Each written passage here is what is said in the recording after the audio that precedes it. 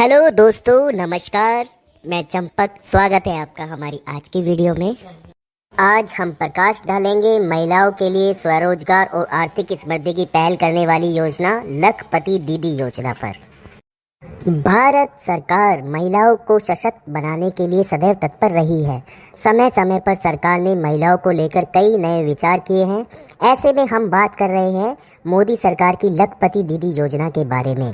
तो इस योजना से महिलाओं को कितना फ़ायदा मिला है और कितनी महिलाएं इस योजना का लाभ ले रही हैं, आइए इसके बारे में विस्तार से जानते हैं। दोस्तों, जानते हैं क्या है लखपति दीदी योजना। लखपति दीदी योजना की शुरुआत प्रधानमंत्री नरेंद्र मोदी ने 15 अगस्त 2023 को की थी। इस योजना के माध्यम से स्वयं सहायता समूहों से जुड़ी 3 करोड़ महिलाओं को स्वरोजगार शुरू करने के लिए 1 से 5 लाख रुपए तक की ब्याज मुक्त आर्थिक सहायता प्रदान की जा रही है। वहीं गांव ठाणे में इसका सीधा महिलाएं लाभ उठा रही हैं। इसके साथ ही महिलाओं को वित्तीय और कौशल प्रशिक्षण भी दिया जाता है, जिसमें LED बल्ब बनाने से लेकर प्लम्बिंग, ड्रोन रिपेयरिंग जैसी तकनीकी काम भी सिखाए जाते हैं। इन तकनीकी काम के आधार पर कौशल महिलाओं को चयन किया जाता है।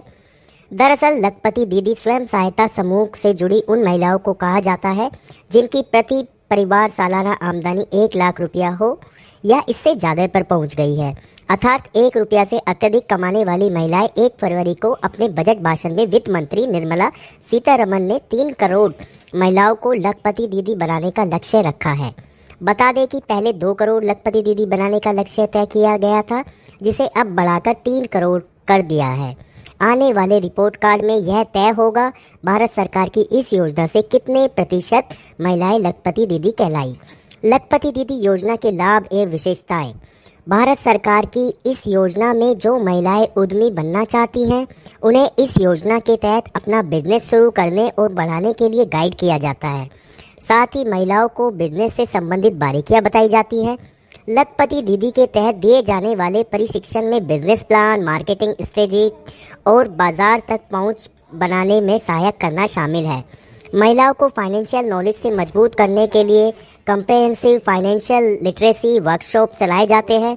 इन वर्कशॉप्स में बजट, सेविंग, इन्वेस्टमेंट जैसी चीज़ों की जानकारी दी जाती है। साथ ही व्यापार में लाभ और हानि के बारे में डीप जानकारी प्रदान की जाती है।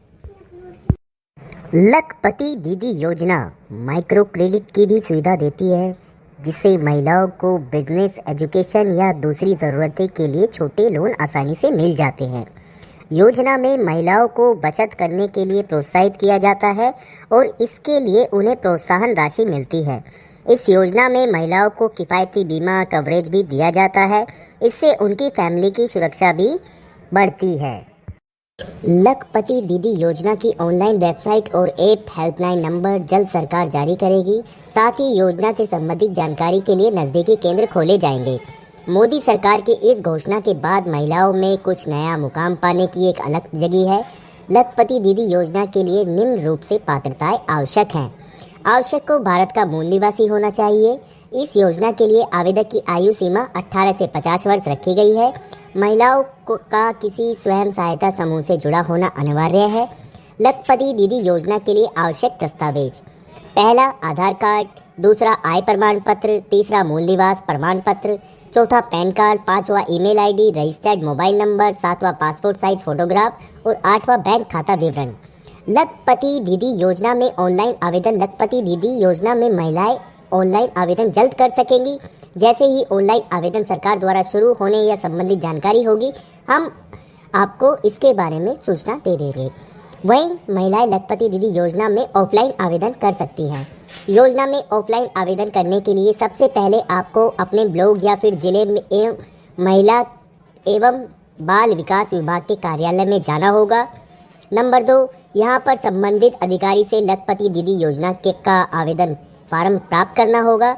नंबर 3, अब आवेदन फॉर्म में मांगी गई सभी जानकारी को भरकर सभी संबंधित दस्तावेज इस फॉर्म में संलग्न कर देना है।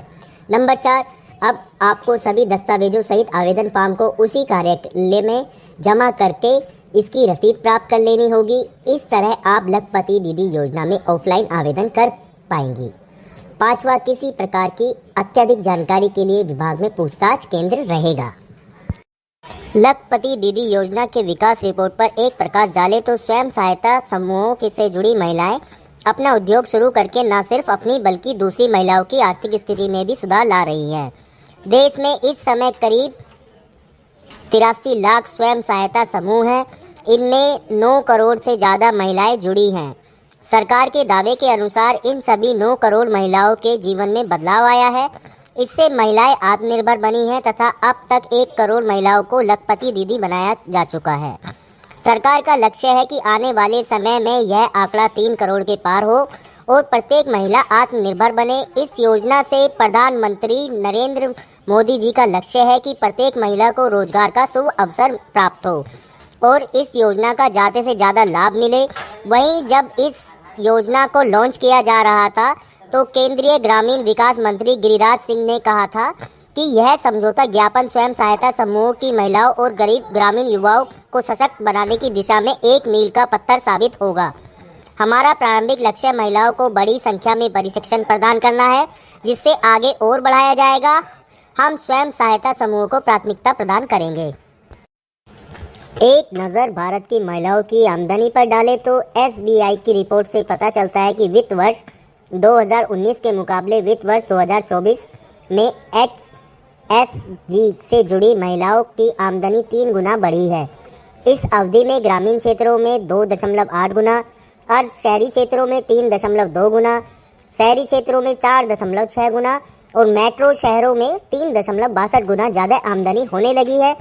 रिपोर्ट में आमदनी की राशि नहीं बताई गई है। इस रिपोर्ट को सभी HSG के तहत खोले गए बैंक खाते में जमा होने वाली राशि के आधार पर तैयार किया जाता है। यहाँ उम्र के फैक्टर को लेकर बात करें तो 28 से 42 वर्ष आयु वर्ग वाली सभी महिलाओं उद्यमियों की आय बढ़ी। रिपोर्ट के मुताबिक देश के हर हिस्से में 28 से 42 वर्ष आयु वर्ग में SHG से जुड़ी हर महिला उद्यमी की आय बढ़ी है। आंध्र प्रदेश और तेलंगाना में सबसे ज़्यादा SHG पंजीकृत है। इनके अलावा तमिलनाडु, उत्तराखंड, केरल, पंजाब और गुजरात में भी SHG से जुड़ी महिलाओं को आय में काफ़ी तेज़ी से वृद्धि हो रही है। इन राज्यों में सबसे ज़्यादा लखपति दीदियाँ हैं, जबकि उत्तर प्रदेश, महाराष्ट्र, छत्तीसगढ़ और चंडीगढ़ में भी SHG की महिलाओं की आय अगले 2 वर्षों में 1 लाख रुपये सालाना हो जाएगी। इन राज्यों में अभी इस श्रेणी में 1 लाख रुपये आय वाली कोई महिला नहीं है। रिपोर्ट में कहा गया है कि वर्ष 2027 तक देश के हर राज्य में लाखों लखपति दीदियाँ होंगी। भारत की राष्ट्रपति द्रौपदी मुर्मू ने लखपति दीदी योजना को बताया एक किरण। वही भारत की राष्ट्रपति श्रीमती द्रौपदी मुर्मू ने 23 दिसंबर 2023 जैसलमेर, राजस्थान में लखपति दीदी सम्मेलन की शोभा बढ़ाई और सरकार की इस योजना को प्रोत्साहित किया। राष्ट्रपति ने कहा, उन्हें इस सम्मेलन को संबोधित करते हुए खुशी हो रही है क्योंकि स्वयं सहायता समूह समाज के वंचित और पिछड़े वर्गों, विशेषकर महिलाओं को आत्मनिर्भर बनाने में महत्वपूर्ण योगदान दे रहे हैं। उन्होंने कहा कि जब हमारा देश आज़ादी की शताब्दी मनाएगा तो हमने भारत को एक विकसित राष्ट्र बनाने का संकल्प लिया है। इस लक्ष्य को हासिल करने के लिए आत्मनिर्भर होना बहुत ज़रूरी है, लेकिन यह तभी संभव होगा जब देश की हर महिला आत्मनिर्भर और सशक्त होगी।